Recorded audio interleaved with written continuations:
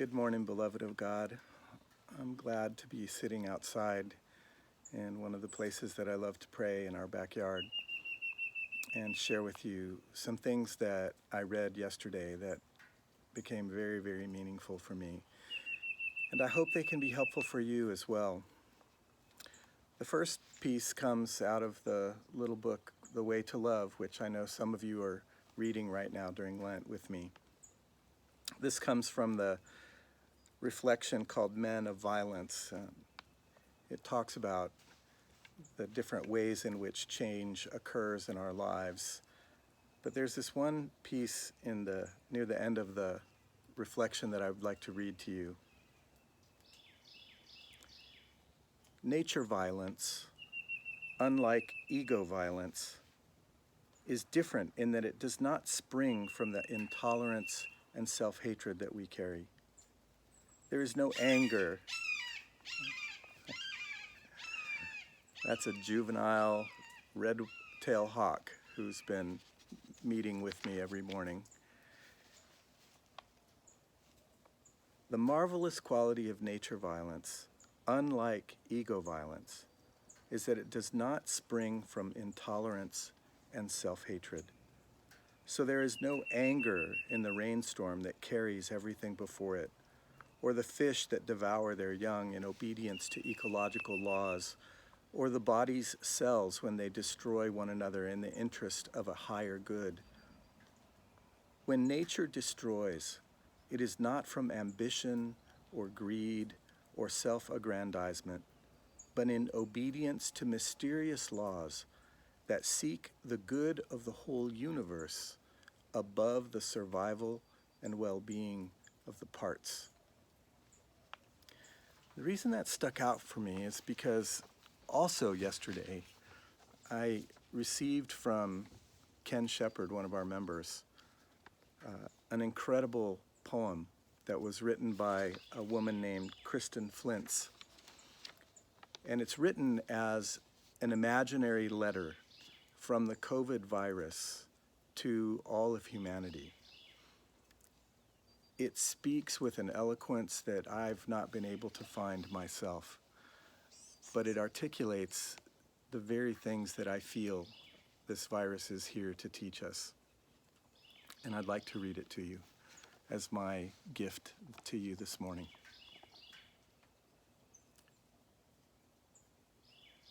Stop. Just stop. It is no longer a request. It is a mandate.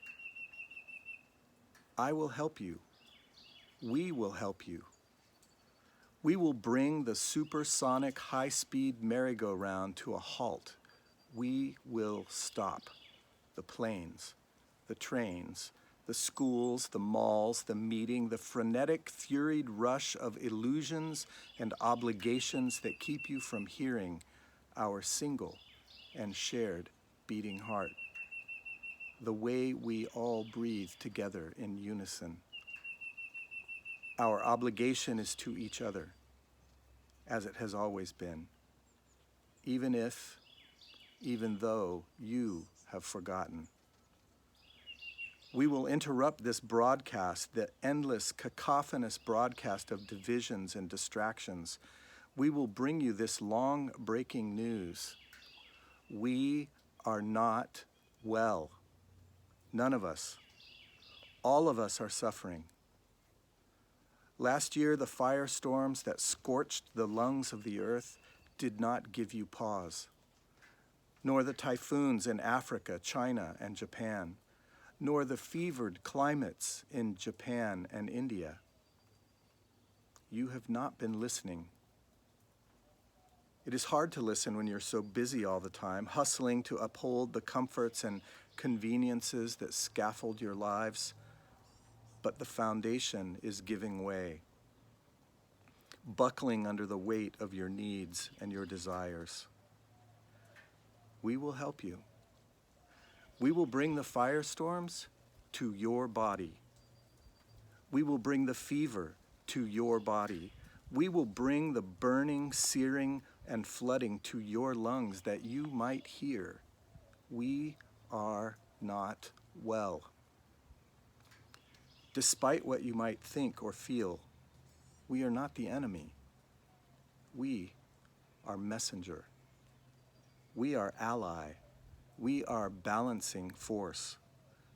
We are asking you to stop, to be still, to listen, to move beyond your individual concerns and consider the concerns of all, to be with your ignorance, to find your humility, to relinquish your thinking minds, and to travel deep into the mind of the heart, to look up into the sky, streaked with fewer planes, and see it.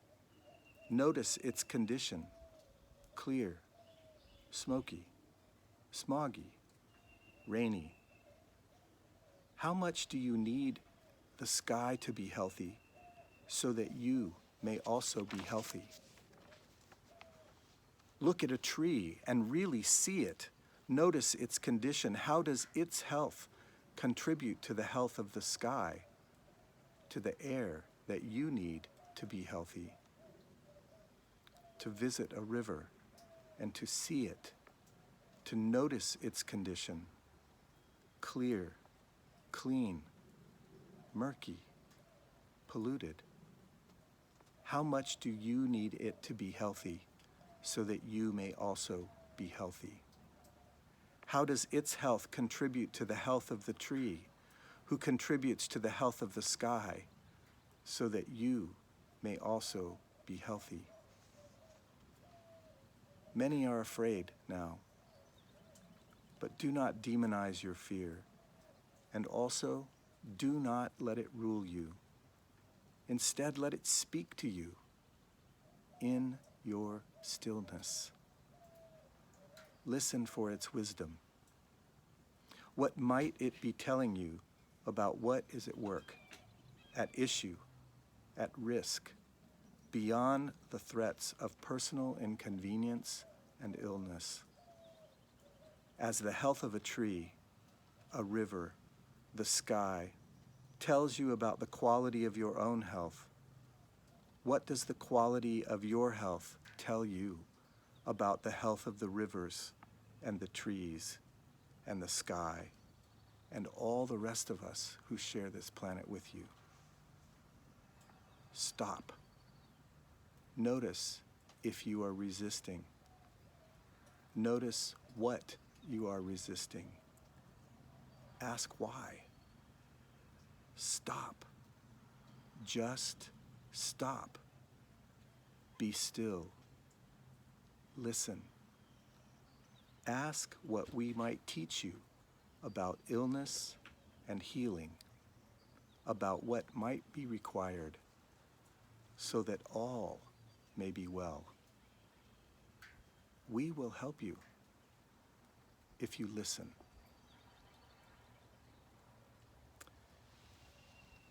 I found that poem to be incredible, especially the piece that talks about bringing the fire and the fever from our planet into our bodies through this virus.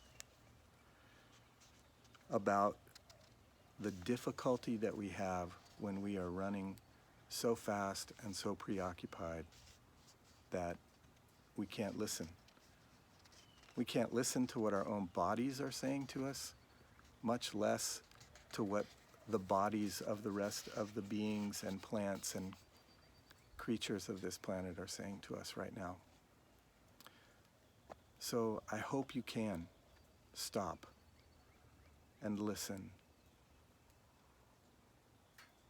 And I would love to hear what messages you're receiving. Friends, God is for us, and God is speaking to us and with us in this moment. I hope we can listen. I love you.